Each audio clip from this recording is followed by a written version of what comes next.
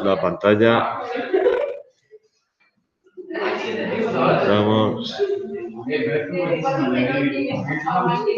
Voy a abrir esto.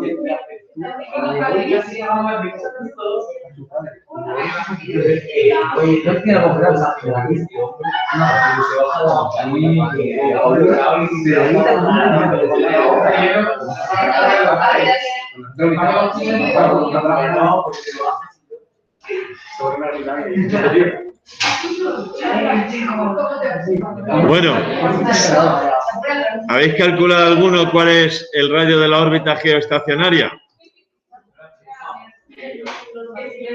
¿Habéis calculado alguno cuál es el radio de la órbita geoestacionaria? Aplicando la tercera ley de Kepler y teniendo en cuenta los datos.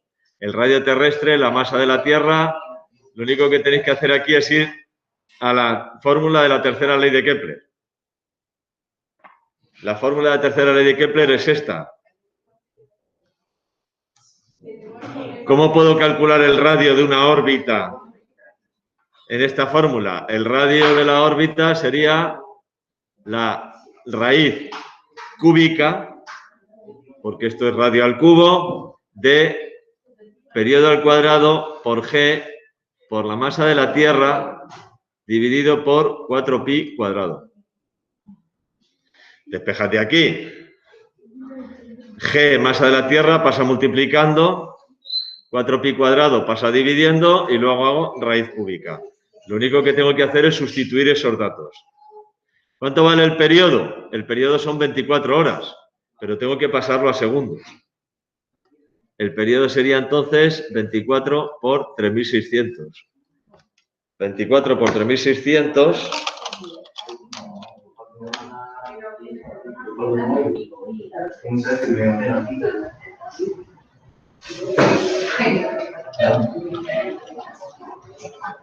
$86.400 segundos.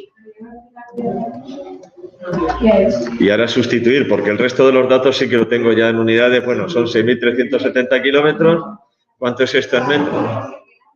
6,37 por 10 elevado a 6 metros. La masa la tengo en kilogramos. 5,98 por 10 elevado a 24. G lo tengo en las unidades adecuadas, con lo único que tengo que hacer es sustituir.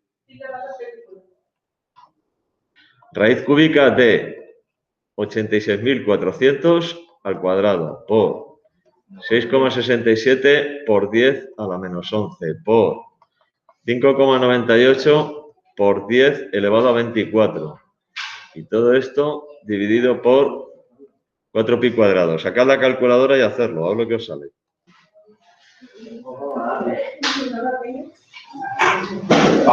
Un ejercicio bueno de manejo de calculadora. A ver si sois capaces de hacer esto con una calculadora. Pues la verdad es que no.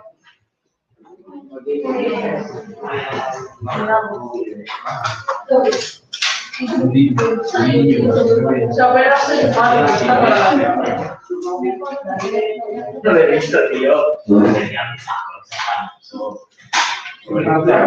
Pobrecito.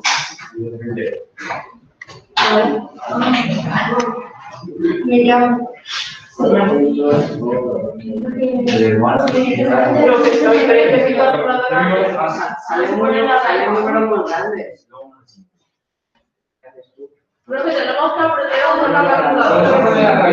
Yo lo aconsejaría. ¿Te sale eso? ¿Que no sabes? La raíz cúbica, hay calculadoras que lo tienen, si no puedes elevar a un tercio. A un tercio. Claro, todo elevado a un tercio. Si no tiene, hay calculadoras que tienen raíz cúbica. Esta tiene raíz cúbica. Los que tengáis calculadora como esta tiene raíz cúbica directamente. Como una función secundaria de la raíz cuadrada. La mía tiene raíz cuadrada y luego tiene otra raíz como con un cuadrado arriba. Así la raíz. Pues entonces, ahí en ese cuadrado no tienes que poner el 3. No, pero es cuadrado. Esto, ¿te sale ese número, Diego? Ese. 4225047,31. Bastante grande. Es decir, 42.250.474,31, ¿qué? Como está todo en unidades del sistema internacional, es que estos son metros. Pues es el radio de la órbita de un satélite, no puedes esperar que te salga 20 metros, ¿no? Porque además es distancia desde el centro de la Tierra. Si ya solo la Tierra son 6.370 kilómetros, pues evidentemente el radio tiene que ser mayor. ¿Te sale ese número o no te sale ese número? Es que si no te sale ese número está mal. Te tiene que salir ese número. ¿Te sale? Pues algo estáis haciendo mal si no sale ese número. 4 pi cuadrado. Es que tenéis que saber manejar la calculadora. Si no sois capaces de hacer esta operación con una calculadora, además se hace en una sola línea, ¿eh? En una sola línea, en una sola operación se hace. Hace pum, pum, pum, pum, pum, igual, y te sale. Bueno, con esta, que tiene raíz cúbica. Las que no tienen raíz cúbica...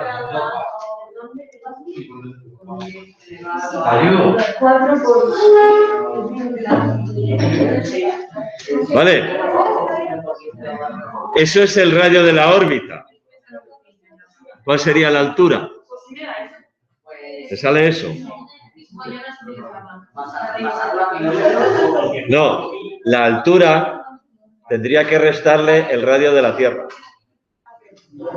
Porque esto es distancia desde el centro de la Tierra. Si quiero conocer la altura de la órbita, esto es un detalle importante en campo gravitatorio. No es lo mismo el radio de la órbita, que es desde el centro de la Tierra, que la altura de la órbita, que es desde la superficie. Entonces, la altura de la órbita es igual al radio de la órbita menos el radio terrestre. 4, 2, 2 y 4, 2, 2, 5, 0, 4, 7, 4,31 menos el radio terrestre en kilómetros. En metros, perdón. Son 6.370 kilómetros, 6.370, 1, 2, 3. Menos 6.370.000. Te sale igual a 35.880.880,474,31 metros. Si lo pasáis a kilómetros, en números redondos, 35.880 kilómetros. Kilogramos, qué bruto. Kilómetros. Es decir, los satélites que están en una órbita geoestacionaria se encuentran a prácticamente 36.000 kilómetros de altura con respecto a la superficie terrestre. Los satélites de órbita geoestacionaria. Son algunos, otros muchos satélites están en órbitas que se llaman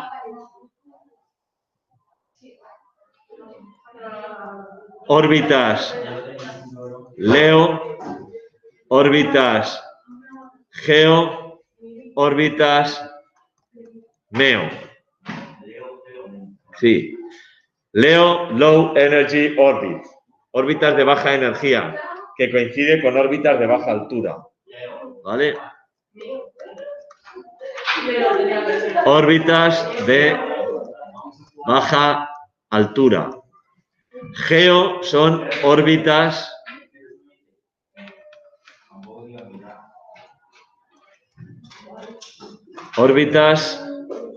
geoestacionarias.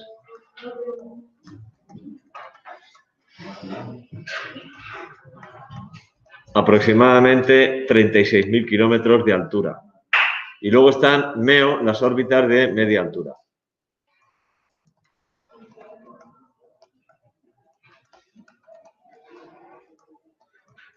Bueno, pues información sobre este tipo de órbitas y cosillas de estas es lo que vais a tener que buscar para hacer el trabajillo que hay que hacer de este tema.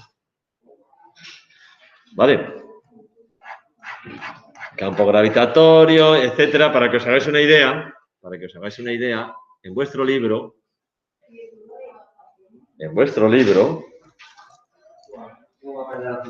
en este tema,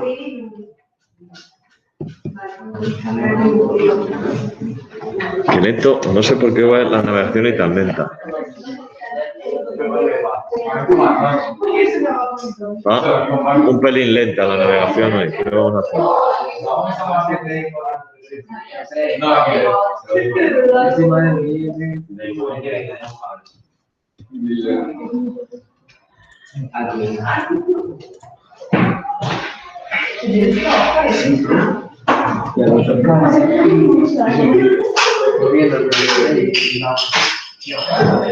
Fuerzas gravitatorias. Fijad lo que nos quedaría por ver de curso. Ya os dije, el de fuerzas gravitatorias, que es este tema, lo vamos a ver de esa forma. Ya yo no os voy a explicar más. Nos vamos a centrar en el de fluidos, etcétera. Vale, viene el repaso de física, la fuerza gravitatoria, la ley de gravitación universal, las leyes de Kepler, la ley de gravitación universal, aquí la tenéis, el experimento de Cavendish para determinar G mayúscula, fuerza de atracción gravitatoria, ejemplo de resuelto, el peso y la aceleración de la gravedad, G minúscula, G por M partido por distancia al cuadrado, peso M por G, todo esto ya lo hemos visto, movimiento de planetas y satélites, de fuerza gravitatoria igual fuerza centrípeta, calcula la velocidad. A partir de aquí calcula la velocidad de un satélite, el periodo, etcétera, etcétera, etcétera. Satélites artificiales.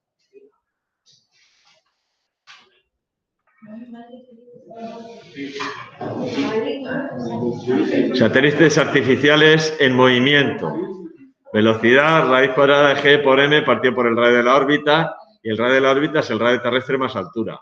Ejemplo, observación meteorológica de en geoestacionarios. 3,59 por 10 elevado a 6 metros. 3.590 kilómetros. O sea, aquí hay un cálculo de la órbita geoestacionaria. O sea que mira, lo ha hecho de otra manera. Tipos de satélites y artificiales. De telecomunicación. Satélites de no sé cuántos, de observación, de localización. O sea que aquí tenéis información suficiente. Basura espacial. Hay una página, a ver si...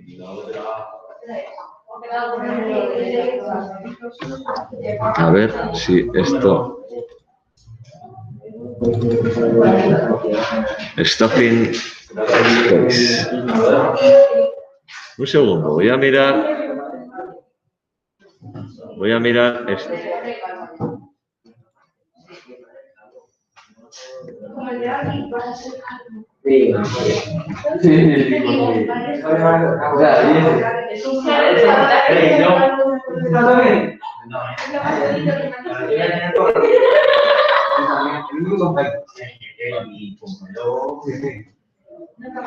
Mirad, ¿veis esto? Estos son imágenes reales, ¿eh?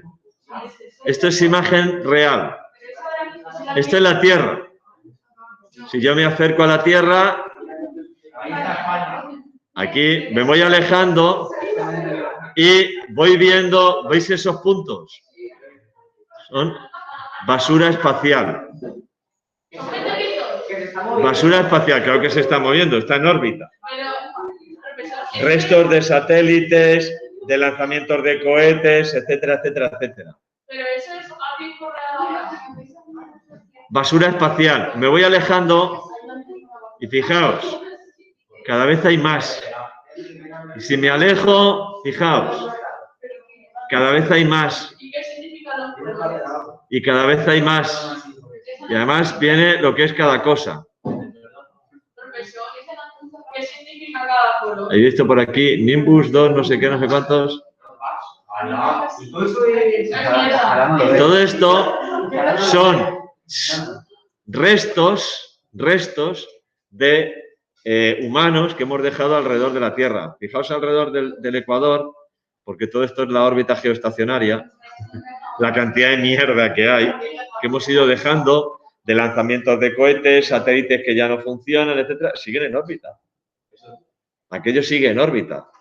Pues, es decir, cada vez que se hace, o la Estación Espacial Orbital, o cada vez que se hace un lanzamiento al espacio, hay que tener en cuenta, los científicos tienen que tener en cuenta las posibilidades de impacto con toda esta basura espacial que hay. Pero, profesor, Dime. ¿qué significa cada uno de los colores? Rojo, satélite. Azul, cuerpo de cohete.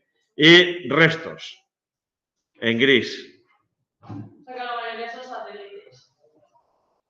Pues mira, aquí tienes restos de cohetes, mierda, satélite, el Starlink 100.436.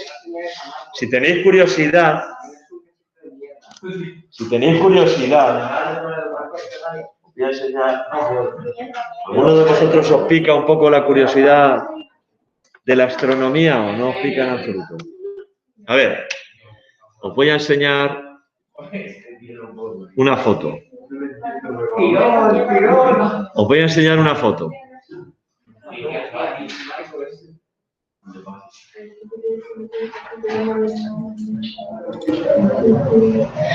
A ver, ¿dónde tengo yo esa foto ahora?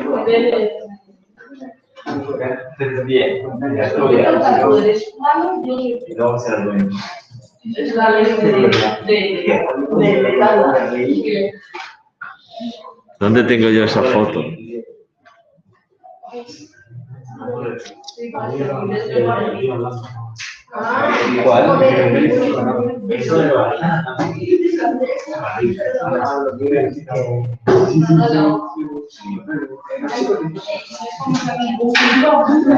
Aquí la tengo.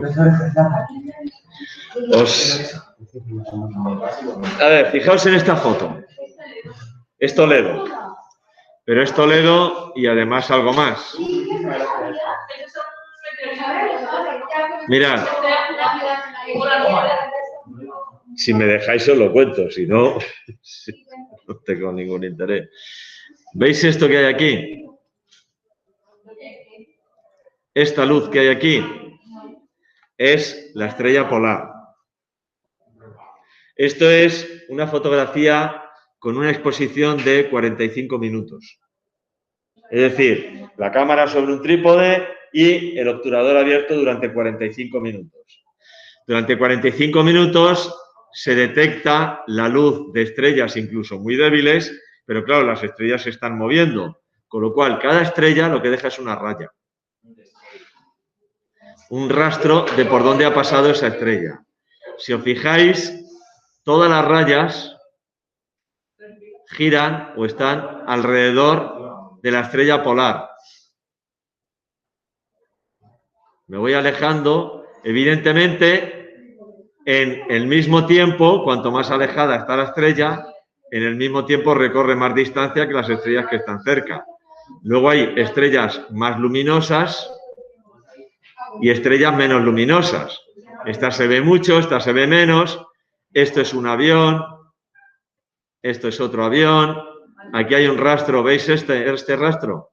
Esto es un avión. La luz intermitente de un avión que hizo este recorrido. Por aquí, aquí giró, se fue para allá. Entonces, claro, la luz intermitente se ve así. Son rayas que evidentemente no son estrellas. Esta raya roja de aquí es otro avión. ¿Vale? Se ve como el culo, con perdón. Bueno, de entre todas estas...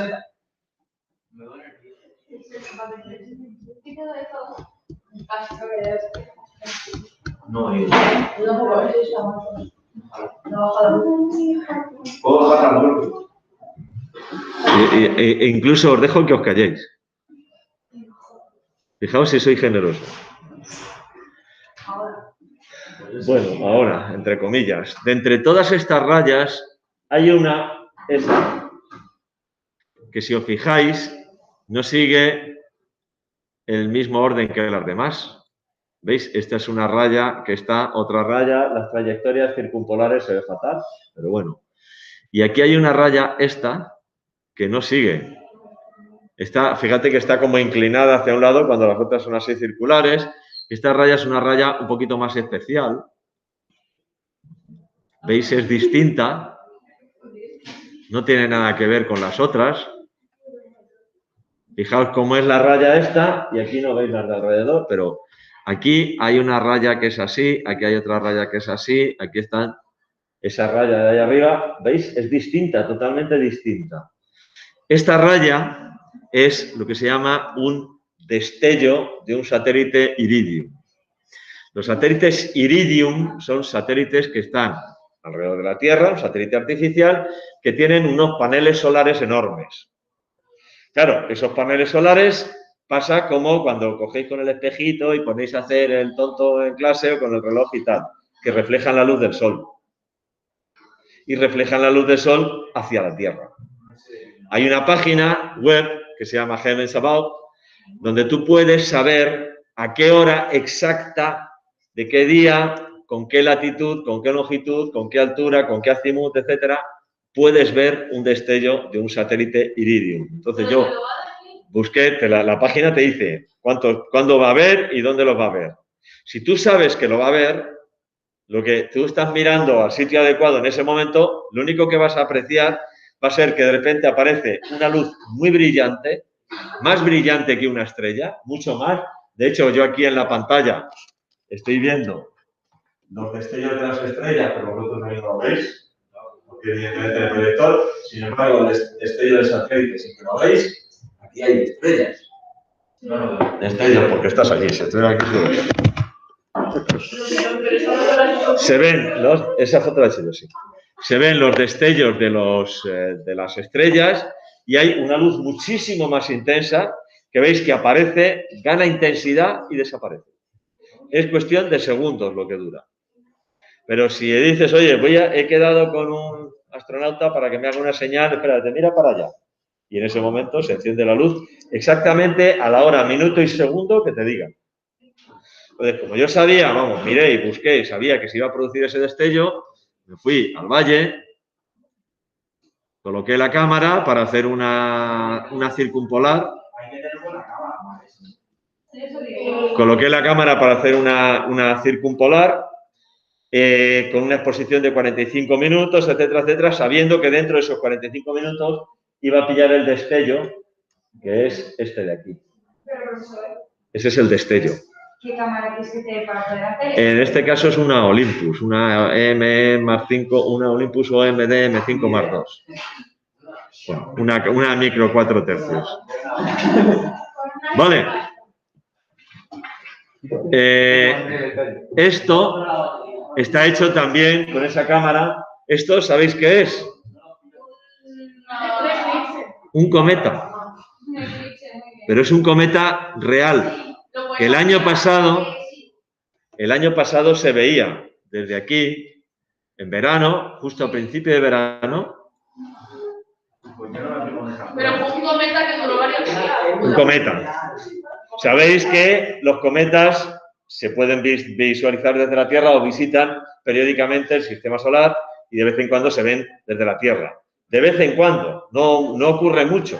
El cometa Halley, de hecho, vuelve... No, el año pasado no vino el Halley. El Halley vino, pues mira, yo tenía 18 años, hace 30 y tantos años. No, pero es que viene cada 75 años. El cometa Halley vuelve a la Tierra cada 75 años. Vosotros no lo habéis visto. Pues mira, yo tenía 18, fue aproximadamente, no, en el año 83. Sumaré 75 años y entonces volverá el Halley. Vosotros lo podréis ver ya mayorcito, yo no creo, pero bueno, yo no creo. Y este es otro cometa que el año pasado, si sabías dónde mirar, lo podías ver. A simple vista era difícil de apreciar, pero con unos prismáticos simplemente se veía perfectamente. Esto está hecho con una cámara normal y corriente, sin necesidad de telescopio ni nada parecido. Es un satélite, digo un satélite, perdón, un cometa, pero un cometa de verdad. Es el mismo cometa, otra vez el cometa. Ya que venía, pues evidentemente le hice un montón de fotos para que alguna saliera bien. Circumpolar y esta es otra foto. Bueno, con toda esta información debéis ser capaces de hacer un trabajillo sobre temas relacionados con lo que vais a ver aquí. Mirad, esto es de la página web esa que os he enseñado, Staffing Space, ¿vale? La NASA, etcétera, etcétera. Fijaos, el tema no da para más.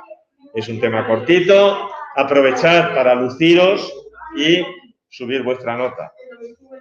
Es decir, no olvidéis tocar absolutamente todos los puntos que yo os diga que tenéis que tocar. No os dejéis nada en el tintero. Y, pues, señores, como el tiempo pasa, vamos a empezar el siguiente tema. El siguiente tema es, como mínimo, el penúltimo del año. Como mínimo, el penúltimo del año, que es fuerzas en fluidos. Vamos a hablar de conceptos como presión, el principio de Pascal, los vasos comunicantes, etcétera, etcétera, etcétera. Madre mía. En la tabla esta de contenidos, estándares, etcétera, etcétera, etcétera, que tenéis aquí, fijaos, porque la tenéis, fijaos, de todas maneras eso lo vais a ver porque lo voy a poner en las instrucciones, en el trabajo que vais a tener que hacer, que es sobre la ley de gravitación universal, fijaos que solo hay 3 criterios y sobre estos 3 criterios tendréis que hacer algo. Bueno, siguiente tema, presión. Vamos a hablar de fenómenos en los que se pone manifiesto la relación entre la presión y la profundidad en el seno de la hidrosfera y de la atmósfera. El abastecimiento de agua potable, el diseño de una presa y las aplicaciones del sifón, utilizando el principio fundamental de la hidrostática. Vaya tontería. Soluciona problemas relacionados con la presión en el interior de un fluido, aplicando el principio fundamental de la hidrostática. Vamos a hablar de este señor que dijo Eureka. ¿Quién es el que dijo Eureka? Arquímedes. Arquímedes. Principio de Arquímedes. Todo cuerpo sumergido en un fluido, si a las 2 horas no ha salido, se puede dar por perdido. Interpreta aplicaciones prácticas basadas en el principio de Pascal, como la prensa hidráulica, el elevador, la dirección, frenos hidráulicos, etcétera, etcétera. Predice la mayor o menor flotabilidad de objetos utilizando la expresión matemática del principio de Arquímedes. Comprueba experimentalmente, empleando aplicaciones virtuales interactivas, la relación entre presión hidrostática y profundidad en fenómenos como la paradoja hidrostática, el tonel de Arquímedes y el principio de los vasos comunicantes. Analiza el papel de la presión atmosférica en experiencias como el experimento de Torricelli, los hemisferios de Magdeburgo, recipientes invertidos, etc. Describe el funcionamiento básico de un barómetro, manómetros, relaciona fenómenos atmosféricos del viento y la formación de frentes con las diferencias de presiones atmosféricas en distintas zonas y entiende los mapas de isobaras que se muestran en el pronóstico del tiempo, indicando el significado de la simbología y los datos que aparecen en los mismos.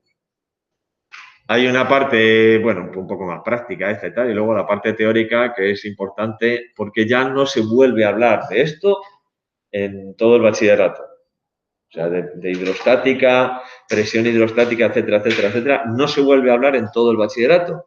Eso significa que si cualquiera de vosotros quiere ir hacia una carrera técnica, las nociones básicas de hidrostática que vais a tener, las vais a adquirir aquí ahora. Luego, todo lo demás lo vais a tener que poner por vuestra parte. Bueno, pues ya, sin más dilación y sin más entretenimiento, vamos a ir adelante. Vais a entender por qué vuela un avión. ¿Por qué vuela un avión? ¿Y por qué fue tan guapo? Por el principio de Arquímedes. Todo cuerpo sumergido en un fluido experimenta un empuje vertical y hacia arriba igual al peso del volumen del fluido desalojado. Vale. Vamos a hablar de fuerzas en fluido. Primero tenemos que saber qué es un fluido. Bueno, pues un fluido es un cuerpo cuyas partículas cambian de posición con facilidad, se pueden mover libremente. ¿Cuál era la diferencia entre sólido, líquido y gas, según la teoría cinético-molecular? En el sólido, las partículas estaban en posiciones fijas y tan solo vibraban alrededor de esas posiciones fijas, mientras que en el líquido y el gas, las partículas se pueden mover libremente. En el líquido se mueven libremente, pero no se pueden separar todo lo que les dé la gana, y en el gas ya cada una hace lo que le da absolutamente la real gana.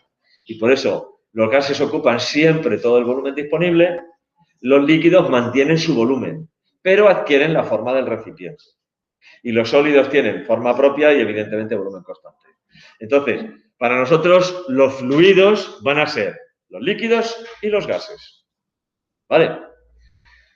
Los sólidos evidentemente no son fluidos. Esto es repaso de la teoría cinético-molecular que se ve en segundo de la ESO. Recordatorio también, la densidad de un cuerpo es la relación que existe entre la masa y el volumen que ocupa, densidad masa partido por volumen, en unidades del sistema internacional, kilogramos partido por metro cúbico. Muy utilizadas otras unidades como gramos por centímetro cúbico, incluso en gases, etcétera, se utiliza también el gramo por litro y el gramo por metro cúbico, pero siempre es una relación entre una masa y un volumen. Vale, la fuerza, ¿de qué vamos a hablar de la fuerza? Si que nos hemos tirado un tema entero hablando de fuerza. Fuerza, efectos elásticos, efectos dinámicos, cambios en la forma, cambios en el estado de movimiento, unidad del sistema internacional, el Newton. Todo esto es repaso, que entiendo, supongo que todo esto lo conocéis perfectamente. El cálculo de densidad, masa partido por volumen, que gases y líquidos son fluidos. ¿Cuál es la diferencia entre los gases y los líquidos? La compresibilidad. Si tú coges una jeringuilla, no podía haber traído una al laboratorio, pero bueno. Coges una jeringuilla sin ningún líquido, estiras el émbolo, tapas con el dedo a que la puedes apretar, porque el gas se puede comprimir. Sin embargo, coges esa misma jeringuilla, la llenas de agua, tapas y a que ya no puedes apretar. No, porque el líquido no se puede comprimir. Los gases se comprimen, los líquidos no. Esa es la diferencia fundamental. Realmente se comprimen, pero muy poquito. Tampoco, que de hecho se utiliza en los circuitos hidráulicos. Seguro que conocéis los frenos hidráulicos de las bicis, etcétera, etcétera. Vale. Por supuesto, dice. Bien. Concepto de presión. Coged con el dedo y apretáis en la mesa. El dedo, sí, y apretáis en la mesa. Y ahora, con la misma fuerza, apretad, pero en la punta del boli o de un lápiz. ¿Qué pasa? Que nuestro cuerpo no lo hace igual. Con la misma fuerza, apretáis sobre la mesa o sobre la punta de un boli o de un lápiz o de un alfiler. ¿Qué pasa? Se pincha. ¿Cuál es la diferencia? Si la fuerza es la misma, ¿por qué aquí no te haces daño y en el otro sí? Porque el otro lado también Esto es liso y esto pues tiene punta. Pero ¿cuál es la diferencia entre eso que es liso y eso que tiene punta? La superficie de contacto. La superficie de contacto es la diferencia. ¿Tengo la pizarra abierta? Sí. Tengo la pizarra abierta así. Voy aquí. Voy aquí y voy a poner ya aquí. Cuarto. Eso. Tema 10. Sin punto. Vale. ¿Cuál es la diferencia? Si tú, ya sabéis que mi habilidad dibujando es...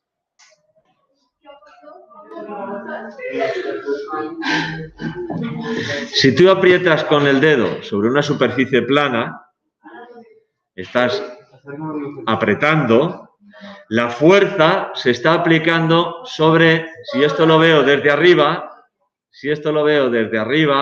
este es el dedo, si era el dedo gordo, más o menos la fuerza se está aplicando sobre toda esta superficie. Es decir, la superficie de contacto, si cojo con la yema del dedo gordo y hago así, la superficie de contacto más o menos coincide con la superficie de la yema de mi dedo gordo. Si lo estoy haciendo sobre la mesa. Estoy apoyando con el dedo sobre la mesa.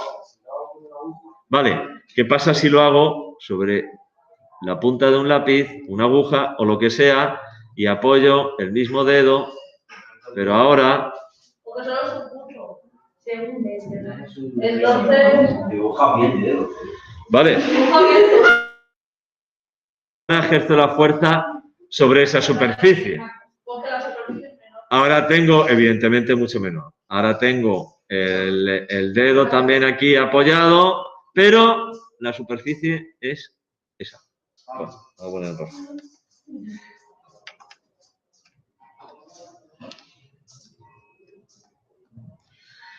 La superficie es esa. Entonces, evidentemente, el efecto es totalmente distinto, vamos. Yo aprieto, vale, en otro caso, incluso si esto es muy fino, me lo clavo. Y me hago daño, duele, etcétera, etcétera, etcétera. Bueno, pues tiene que haber alguna magnitud física que de alguna manera relacione eso. La diferencia que existe entre esta situación y esta situación, ¿vale? Aquí tengo un dedo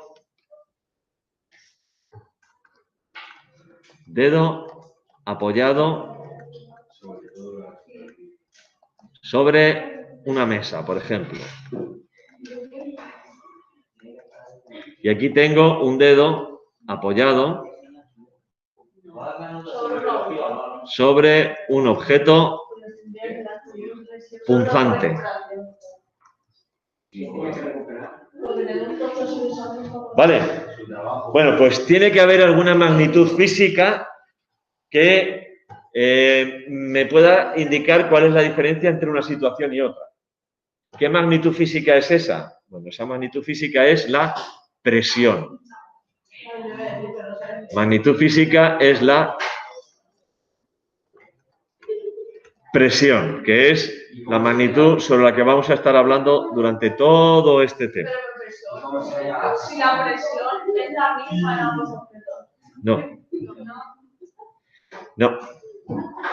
Se define presión, es una magnitud escalar. Bien, magnitud escalar, no hay vectores.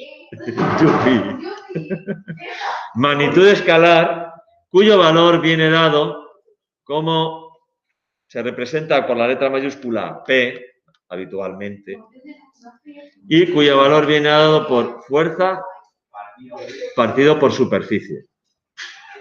Es decir, fuerza aplicada dividido por la superficie sobre la que se aplica.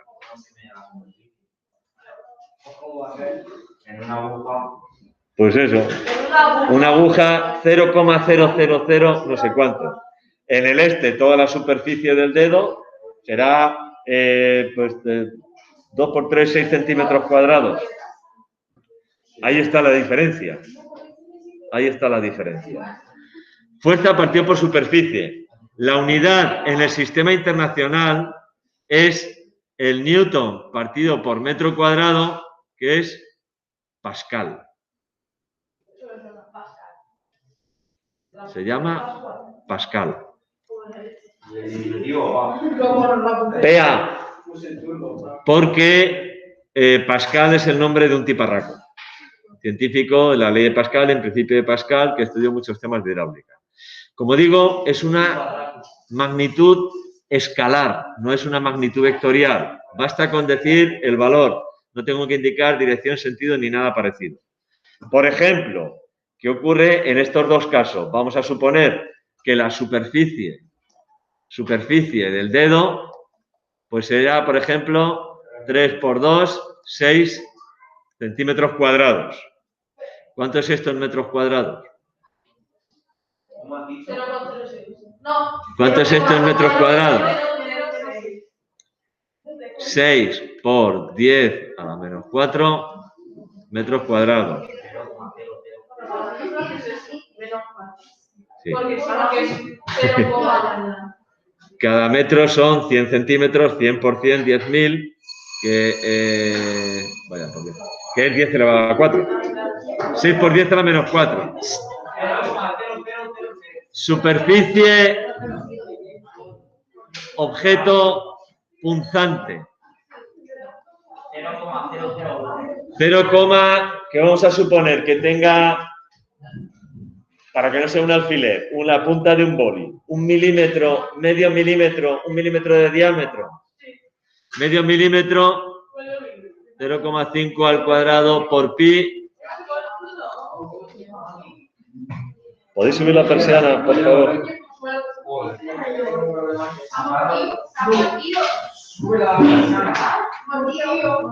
Que no veo. 0,79 milímetros cuadrados. Es decir, 0,79 por 10 a la menos 6 metros cuadrados. Si la fuerza que yo he hecho es la misma, ¿qué fuerza? ¿Cuánto? ¿Qué fuerza? ¿Cuántos newton? ¿Cuántos newton? 20 newton, vale. Si la fuerza es de 20 newton, en el primer caso, la presión era 20 dividido por 6 por 10 a la menos 4.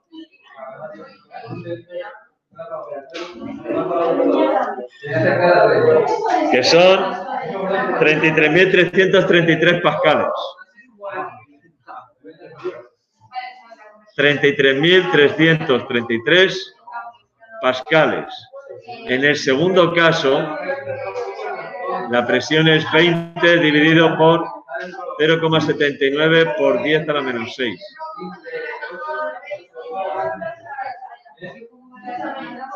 Hola. 1, 2, 3, 4, 5, 6, 25. 316. 455. En el primer caso, 33.000 pascales. En el segundo caso, 25 millones de pascales. Creo que hay una diferencia considerable. Pues aquí te pinchas, aquí no.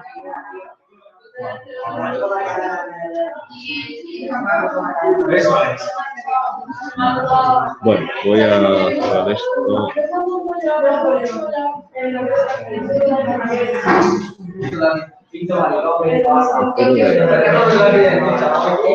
Mañana recordad vosotros, tenéis recuperación, lo que tenga que recuperar. Y os preguntaré también por las fechas de exámenes que tenéis fijados.